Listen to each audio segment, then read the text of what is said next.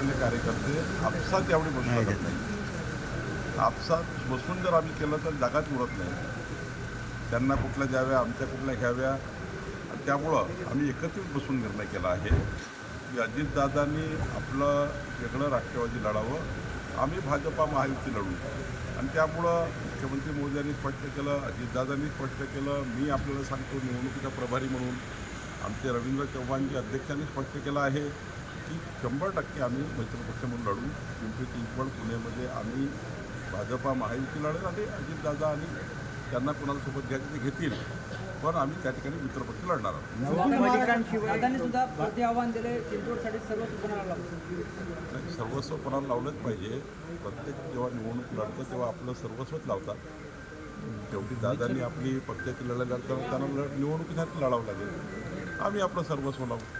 शेवटी महायुती आणि दादा जरी आम्ही मित्रपक्ष म्हणून लढलो, त्यांना जिंकायचं आहे, आम्हाला जिंकायचं आहे. त्यांचं म्हणणं आहे महापौर पिंपरी चिंचवडचा राष्ट्रवादीचा होईल, आमचं म्हणणं आहे भाजपा महायुतीचा होईल.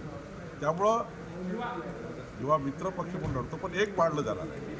अजितदादाचे कुठलेही कार्यकर्ते किंवा अजितदादा महायुतीवर टीकाटिप्पणी करणार नाही, महायुती अजितदादावर टीकाटिप्पणी करणार नाही. कुठल्याही पद्धतीने मनभेद तयार होणार नाही. मतभेद होतील थोडे, पण मनभेद मात्र होणार नाही, ती काळजी आम्ही घेणार आहोत. राज्यात कुठं त्याच्यासोबत युती करणार नाही. नाही, आता ज्या ज्या ठिकाणी जसे जसे प्रस्ताव आहे, महायुतीचा निर्णय झाला आहे, महायुतीत लढण्याचा निर्णय आहे, पण ज्या ज्या ठिकाणी जसं जसं आमची महायुती बसेल त्या ठिकाणी निर्णय होतील. भाजपा शिवसेना मात्र एकत्रित महायुती लढणार आहे, हे झालं आहे. आता राष्ट्रवादी कुठे कुठे जॉईन होणार ते आता नवीन कळेल.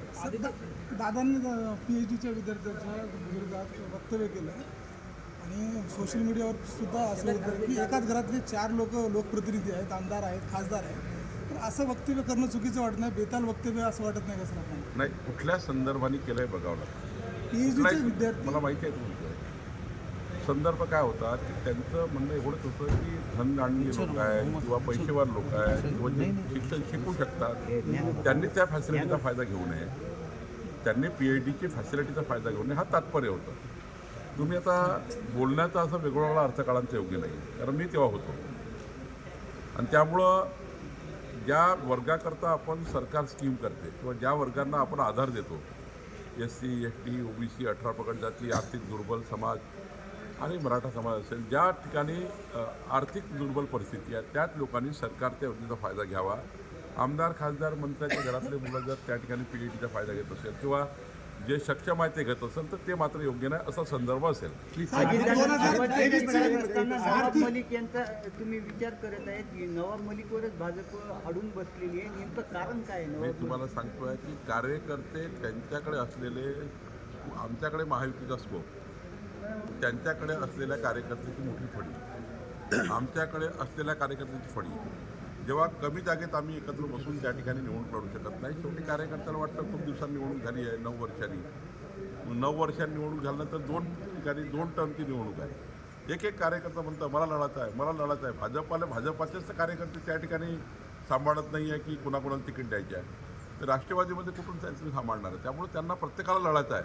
या निवडणुकीत प्रत्येक कार्यकर्त्याला लढायचं आहे. त्यामुळं असं नाही करता येत आपल्याला की सर्वच कार्यकर्त्यांची मुस्कटदाबी करायची.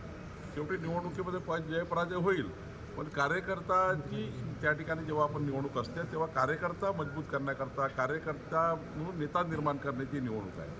आणि त्यामुळे अशा वेळी कार्यकर्त्याला थांबवणे योग्य नाही, म्हणून त्यांनी असा निर्णय घेतला, आम्ही निर्णय घेतला. आदित्य ठाकरे असं म्हणतात की भाजप बिल्डर जनता पार्टी. आणि कालच मी सांगितलं, आदित्य ठाकरेजी, उद्धव ठाकरेजी